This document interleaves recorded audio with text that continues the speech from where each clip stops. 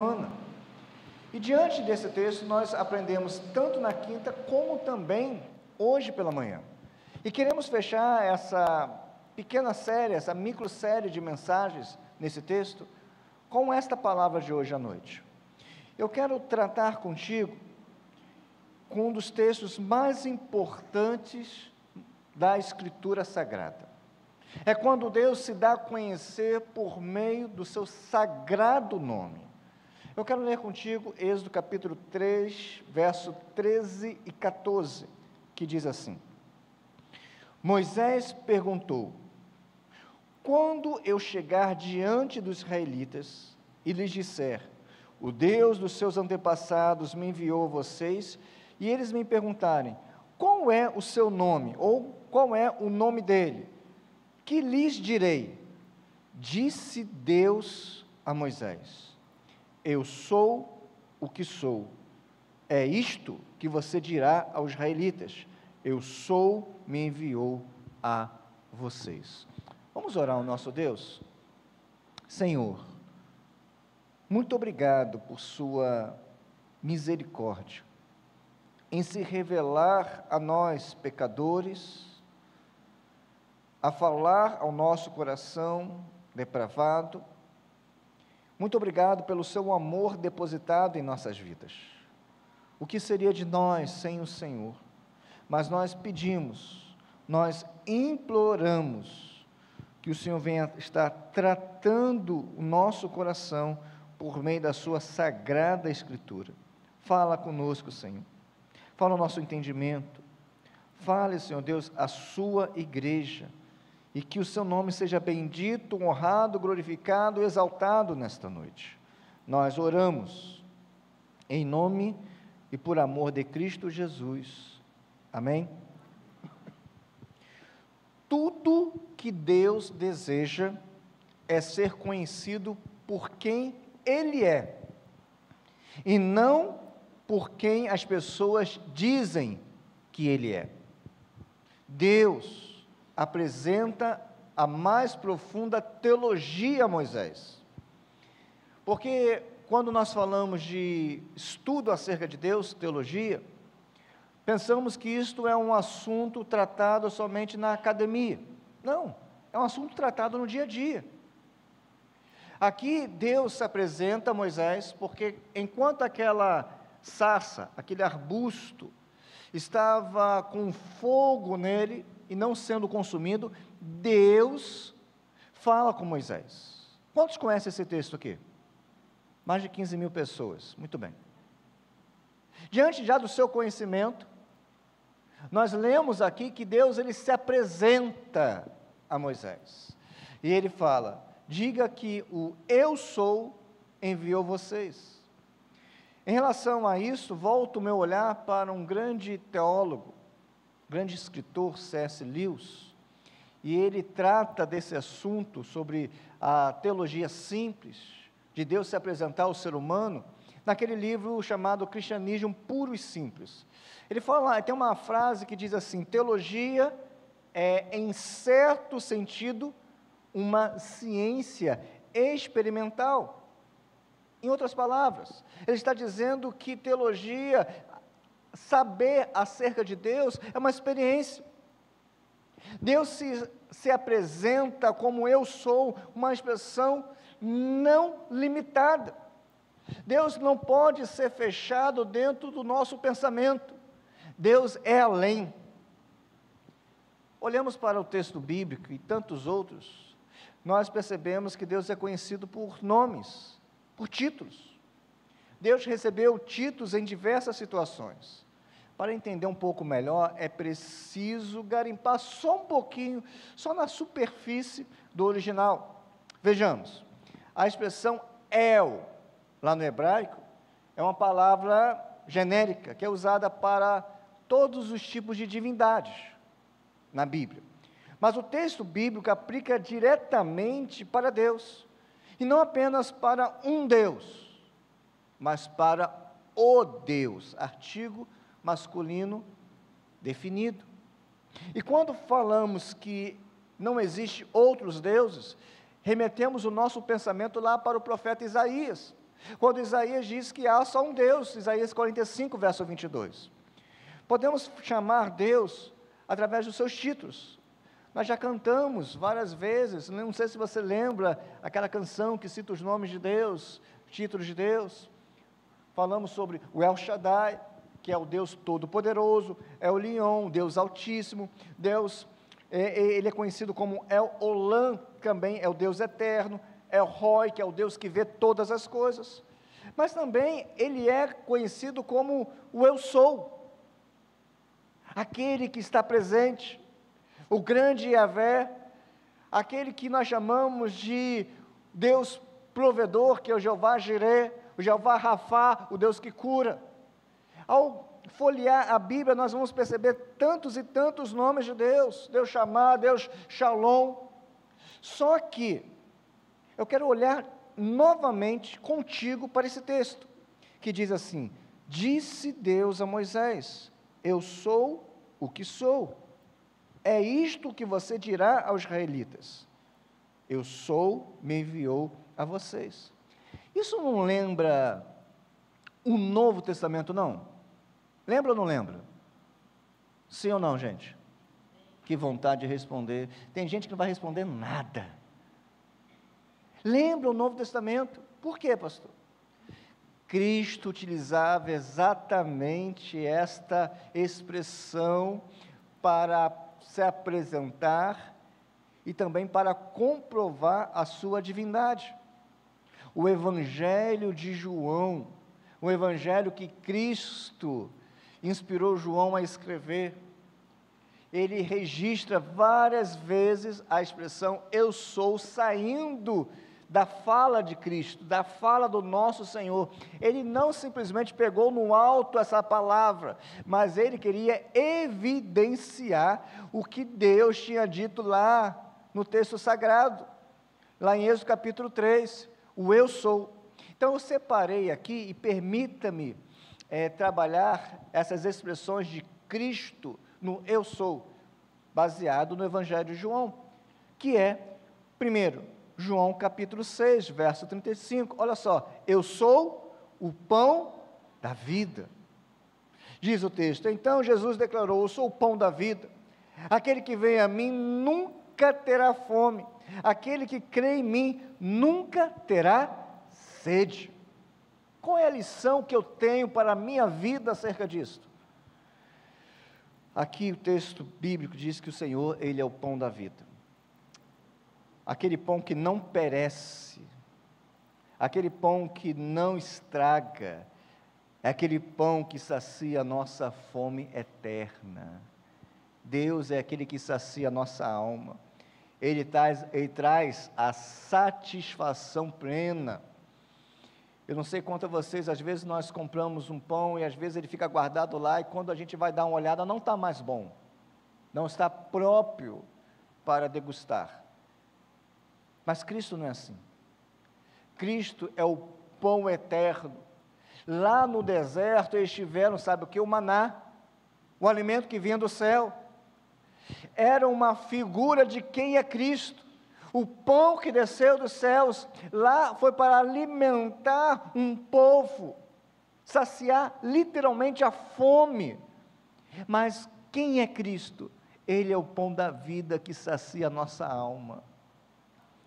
Por isso que nós não buscamos drogas, prostituição, pornografia, adultérios, nada disso, por quê? Porque a nossa satisfação está em Cristo e não naquilo que o mundo pode oferecer. A nossa satisfação é plena em Cristo, porque Ele é o pão da vida. Mas Ele não parou por aí. Lá em João 8,12, diz que Ele é a luz do mundo. Leiam, por favor, o que diz? Falando novamente ao povo, Jesus disse o quê? Eu sou a luz do mundo. Quem me segue nunca andará em trevas, mas terá a luz da vida. O que eu aprendo com isto? Uma grande lição. Cristo não diz que Ele foi a luz do mundo. Não. Ele diz que Ele é a luz do mundo. Ele não diz que Ele será a luz do mundo. Ele diz que Ele é a luz do mundo. Cristo é aquele que ilumina os nossos olhos. A nossa alma andava em trevas, mas o Senhor nos chamou para a sua maravilhosa luz. A verdadeira luz que ilumina o coração em trevas é Ele. Ele é o único que pode iluminar nossas mentes cativas pelo pecado. Ele é o único que pode nos arrancar do império das trevas. A luz mostra, sabe o quê? Os perigos. A luz mostra a direção. A luz concede segurança. A luz é sinônimo de santidade.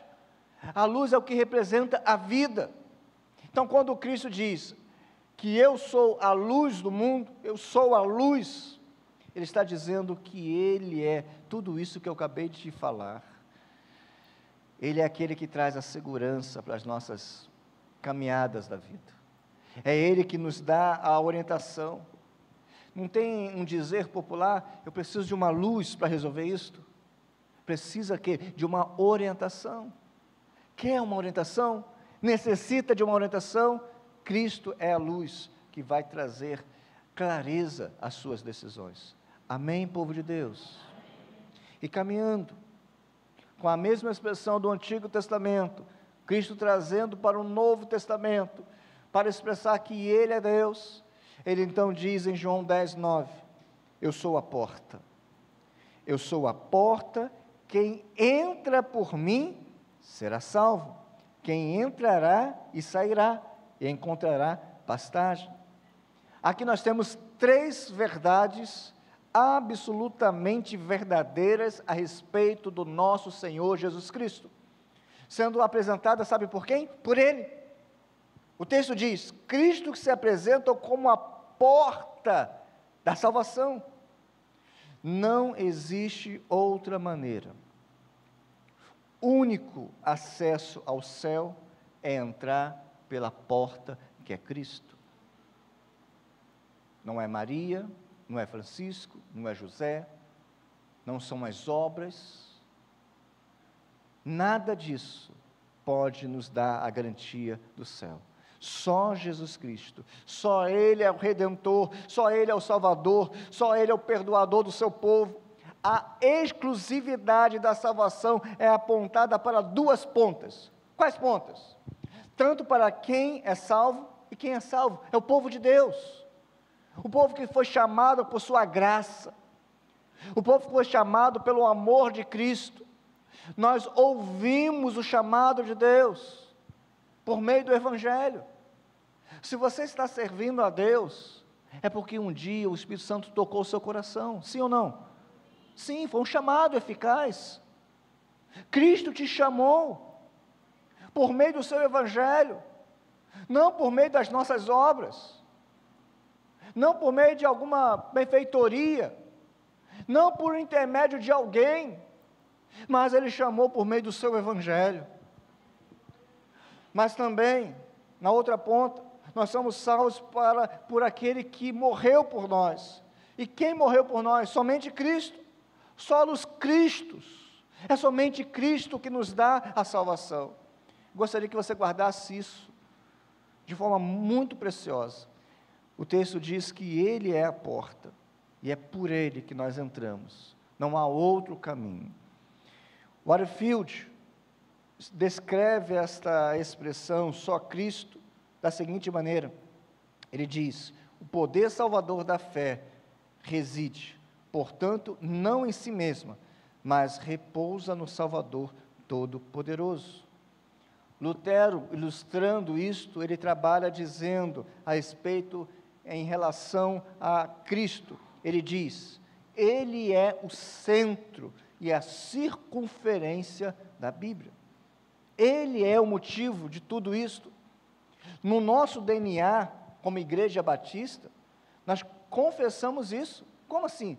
A Confissão Batista de Londres, de 1689, diz exatamente isto. Olha o que diz. Cristo e somente Cristo está apto a ser o mediador entre Deus e o homem. Ele é o profeta, sacerdote e rei da Igreja de Deus. Então não há um outro nome dado entre os homens em que devamos ser salvos. É Cristo. Cristo se apresenta como a porta não somente da salvação, agora da libertação. O texto é cirúrgico. O texto diz: eu sou a porta, quem entra por mim será salvo, entrará e sairá. Existem portas que as pessoas entram, mas não conseguem mais sair. Portas das drogas, da prostituição, da mentira, do alcoolismo, das vaidades. São portas, quando a pessoa entra, essa porta é trancada por fora. Cristo não somente salva, Cristo liberta. Amém, povo? Amém. Nós fomos alcançados por esse amor que nos libertou. Em Cristo você entra e sai. Cristo é a verdadeira porta da liberdade que esse mundo tanto necessita, mas que tem buscado de maneira tão equivocada, de maneira tão errada. Cristo não só se apresenta como a porta da libertação, da salvação, mas como a porta da provisão. O texto diz: eu sou a porta, quem entra por mim será salvo, entrará e sairá, e encontrará pastagem. Em Cristo nós temos o pasto verdejante da provisão, da paz, da alegria, do sustento, da segurança, da condução, do perdão, da vida plena. Nele nós temos a certeza que temos a provisão, porque a provisão vem de suas mãos. Alguém, em algum momento, já tratou algo contigo e não cumpriu? Não olha para o lado não, porque pega mal. Foi um tratante, como diz o outro. Prometeu, mas não cumpriu.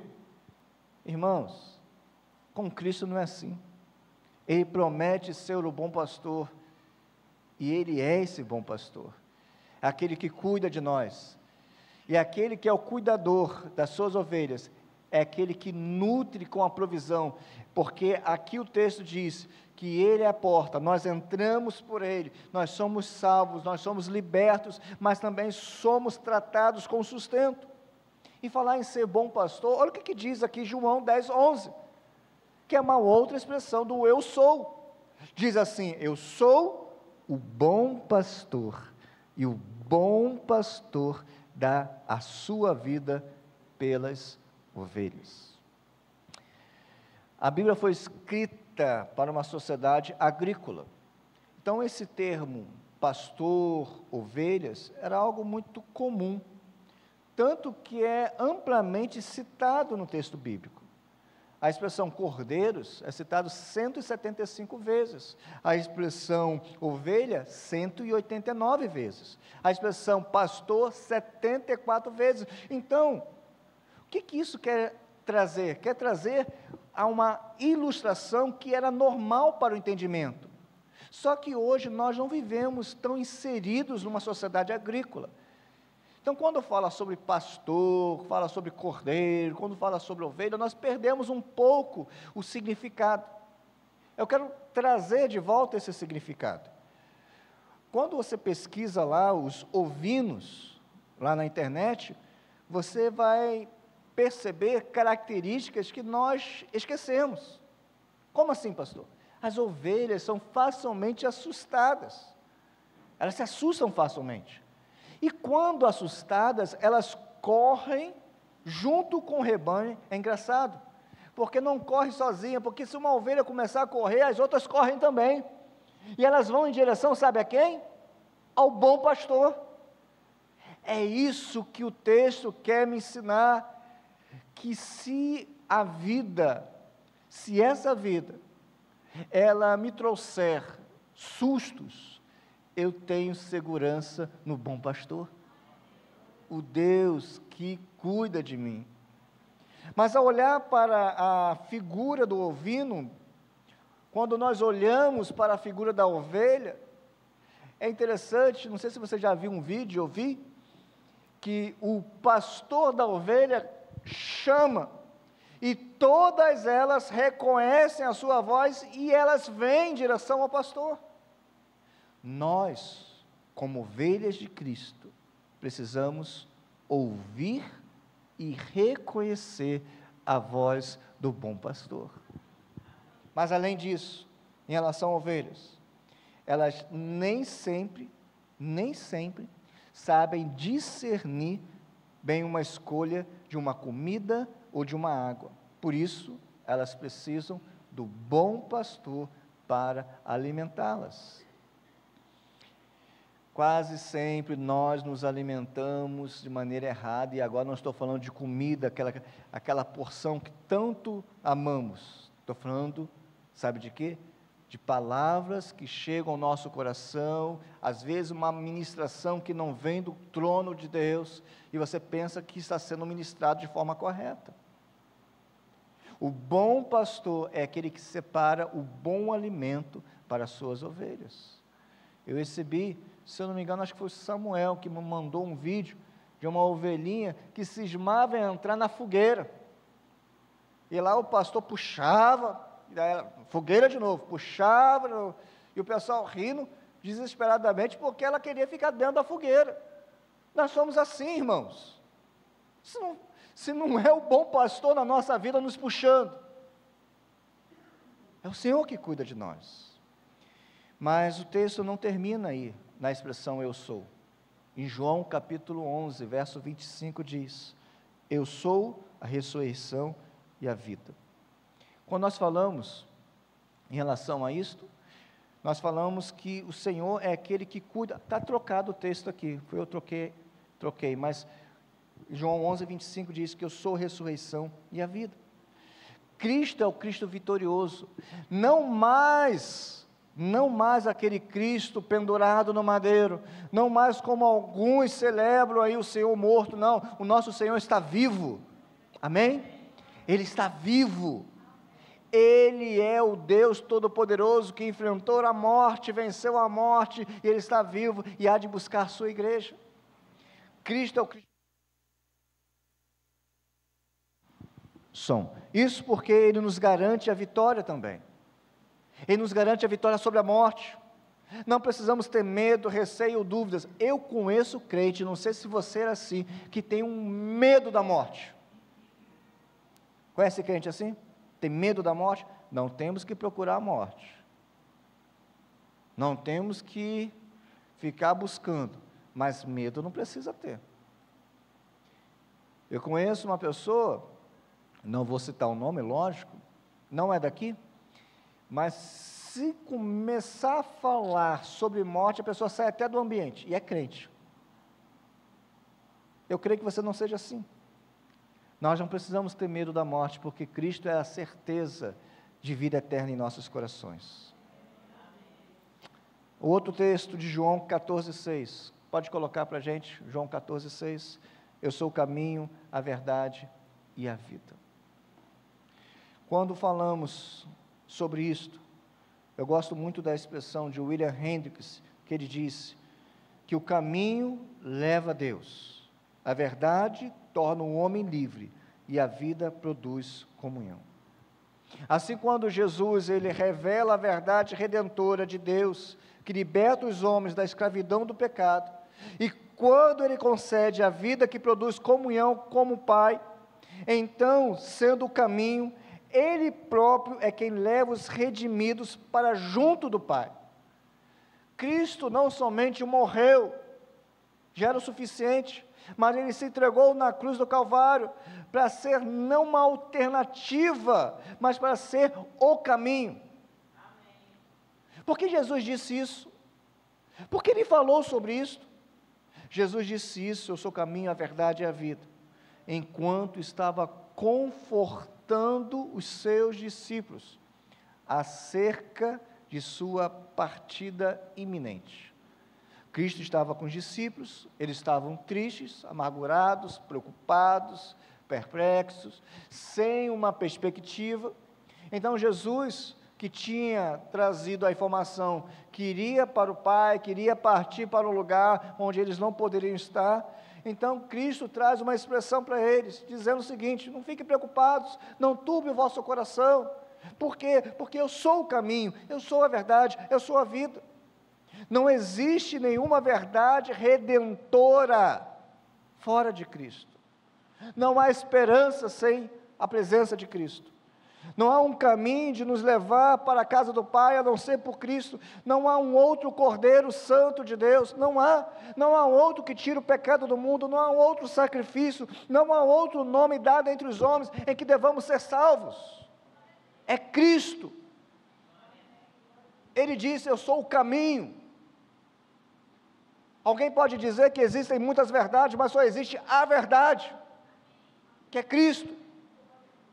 Querem mentir acerca da vida eterna, querem mentir acerca de Cristo, querem mentir acerca da palavra de Cristo, mas pagarão um preço por isto. Nós sabemos quem é Cristo.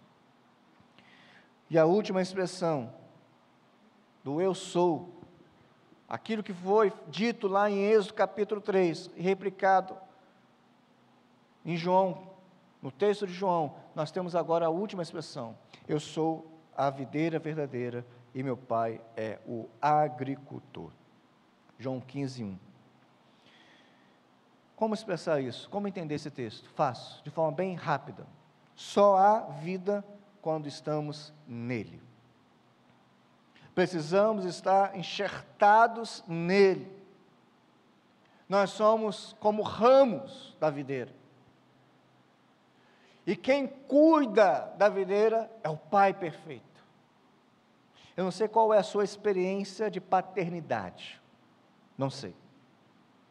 Não sei se foi boa, decepcionante, amarga ou doce. Mas a figura de pai que deveria ser na nossa vida é a figura de proteção, de cuidado, de provisão, de segurança. E é isso que o Pai perfeito, que é o agricultor, aquele que cuida de nós, é isso que a Bíblia quer apresentar. E nós somos como galhos na videira. Isso acontece para que tenhamos a condição, sabe de quê? De produzir frutos. Um galho tirado da árvore, ele não produz. Mas um galho que está na árvore, ele produz. E não devemos ser ramos infrutíferos. O Senhor nos chama para que tenhamos a condição, e Ele nos dá a condição de dar muitos frutos. Não devemos ser galhos secos. Nós precisamos produzir para a glória de Deus. Eu me pergunto, mas você deveria se perguntar também: o que você tem produzido para a glória de Deus? O que você tem feito que tem glorificado a Deus? Aquilo que Deus tem concedido, como você tem devolvido ao Senhor em obras? É lógico que não somos salvos pelas obras, sabemos disso. Mas as obras demonstram, testificam uma vida daquele que é salvo. É dele que recebemos a seiva da vida. O que eu tenho porque Deus tem um propósito para a minha vida, e esta vida que tenho, abençoar outras vidas. Os meus bens, a minha condição, os meus dons, os meus talentos, tudo o que nós temos, deve ser para glorificar a Deus. Você glorifica a Deus com o seu trabalho? Você glorifica a Deus com a sua capacidade? Temos inúmeras pessoas aqui, nós temos uma turma boa aqui, cada um tem habilidades, cada um tem, pelo menos, alguém disse, eu não sei te precisar exatamente quem foi, mas um pesquisador, ele disse que cada pessoa, cada um de nós, temos, em média, de 700 a 900 habilidades. E aquilo que você sabe fazer bem, você faz também para glorificar a Deus? Conclusão: A tarefa, e agora eu volto para o texto matriz, permita-me fechar esse assunto no sentido do eu sou, que Cristo repetiu 8 vezes, registrado no Evangelho de João. Pense comigo agora no texto de Êxodo capítulo 3, só para terminar, fechar esse ciclo de mensagens. Deus dá uma tarefa, Deus coloca uma incumbência nas mãos de Moisés, algo difícil. Lembre do que eu disse? Deus chamou um homem simples, um homem que estava na simplicidade da vida, podemos dizer assim, cuidando do rebanho de seu sogro, para uma tarefa extremamente difícil, para enfrentar o homem mais temido e mais poderoso de sua época, o rei do Egito, Faraó. E de quebra nós sabemos, olha que coisa interessante, está lá em Êxodo capítulo 11, verso 10, Deus disse o seguinte, que iria endurecer o coração de Faraó. A tarefa já era difícil, e Deus vai e diz o seguinte, ainda vou complicar, eu vou endurecer o coração de Faraó. O que Deus espera de mim e de você não são coisas fáceis, não. Deus não nos chama para facilidade, Deus não nos chamou para vivermos no jardim de infância da vida cristã, Deus nos convocou para a graduação de dedicação e empenho de vida, amém, povo? O que Ele requer de nós, não é fácil. Eu termino com lições finais, dizendo, que na caminhada da vida cristã, normalmente, não será algo fácil. Nós ilustramos o nome de Deus com as prerrogativas de Cristo, dizendo lá em João, o eu sou, eu sou, eu sou, mas voltamos o nosso olhar para o chamado de Moisés, e nesse chamado nós percebemos, no verso 19 que diz, eu sei que o rei do Egito, diz Deus, não os deixará sair. Deus nos chama para proezas. A vida cristã normalmente não será fácil. Você tem que negar a sua natureza pecaminosa, eu preciso negar a minha natureza pecaminosa, eu preciso olhar para a sociedade, não ser consumido pelos valores da sociedade, é viver de maneira santa num mundo depravado. Na caminhada da vida cristã, temos que aprender a depender de Deus. O texto diz, verso 20, por isso, estenderei a minha mão e ferirei os egípcios, com todas as maravilhas que realizarei no meio deles. Depois disso, ele os deixará sair. Faraó deixará, como deixou sair o povo do Egito, só depois que Deus feriu. Não foi Moisés, não foi Arão, não foram aqueles que estavam encarcerados, não, foi Deus. Na vida cristã eu tenho que aprender a depender de Deus, e Deus faz com que situações venham sobre a nossa vida, para que aprendamos isto. E termino, na vida cristã Deus socorre o seu povo, Deus vai socorrer você.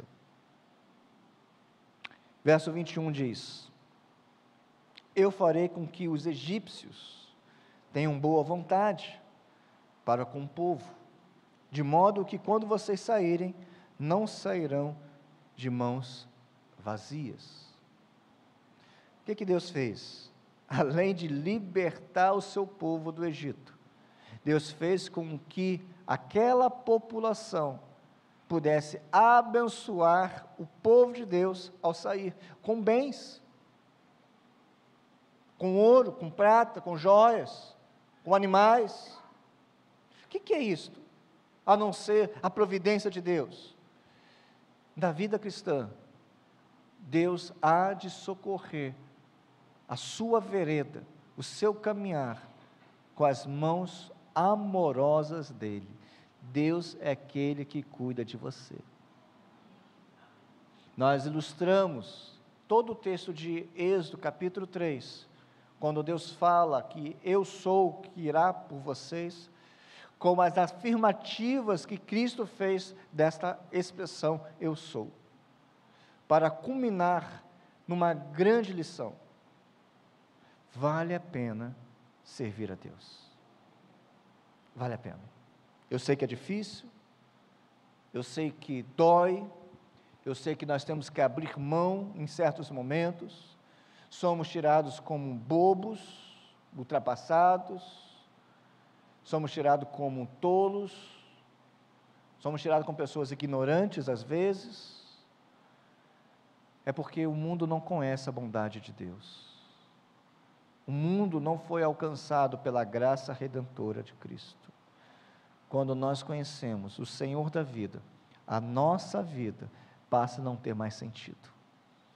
Eu gostaria que você saísse daqui, entendendo um pouquinho disto, que vale a pena servir a Deus. Se essa semana foi difícil, se você pensou em desistir, como nós cantamos na quinta-feira, se você pensou em desistir, tenha fé, Deus é contigo, Deus não abandona o seu povo, nós abandonamos Ele, mas Ele continua sempre no mesmo lugar, com os braços abertos a nos receber, como aquele filho pródigo que fugiu da presença do Pai, que viveu de maneira equivocada, errada, então foi alcançado pela consciência da graça e retornou para o Pai estava pronto a receber de braços abertos. O Senhor, o nosso Deus, se encontra desta mesma maneira, te esperando nesta noite. Gostaria muito que você fechasse os seus olhos e abrisse o seu coração para Deus. Fale com o Senhor agora, aquilo que o Espírito Santo tocou em seu coração. Ore a Deus, ore ao Senhor, de maneira com que o seu coração seja derramado aos pés da cruz. Quando nós trouxemos Cristo para o Antigo Testamento, para mostrar que Ele é o mesmo eu sou do Antigo Testamento, o mesmo Deus que se expressou para Moisés, é o mesmo Deus que se expressou para os seus discípulos, mas também é o mesmo Deus que se expressa para você nesta noite. Ele não mudou, como também o seu amor não mudou, Ele continua a te amar, Ele continua a expressar o amor dEle por você, Ele é o grande eu sou, que vai adiante de vós. Sim, esse Deus Todo-Poderoso, Ele que é o bom pastor, Ele que é o caminho, Ele que é a verdade, Ele que é a vida, Ele que é a ressurreição, Ele que é a porta de entrada. Sim, esse Deus que é o pão da vida, Ele quer alimentar o seu coração, a sua alma, com essas certezas. Então não saia daqui da mesma maneira que você entrou, saia daqui com o seu coração fervoroso, animado, em saber que existe sim um Deus Todo-Poderoso, um Deus que não está alheio, Ele está percebendo, Ele conhece, como um bom pastor que alimenta as suas ovelhas, Ele conhece as nossas necessidades. Eu gostaria de orar por você nesse momento. Você que está passando por dificuldades, eu quero orar por você agora. Não vou convidá-lo para que venha aqui à frente, mas vou convidá-lo que você fique de pé. Eu quero orar pela sua vida. Eu quero interceder, como igreja, iremos interceder pela sua vida. É só ficar de pé. Estamos como igreja.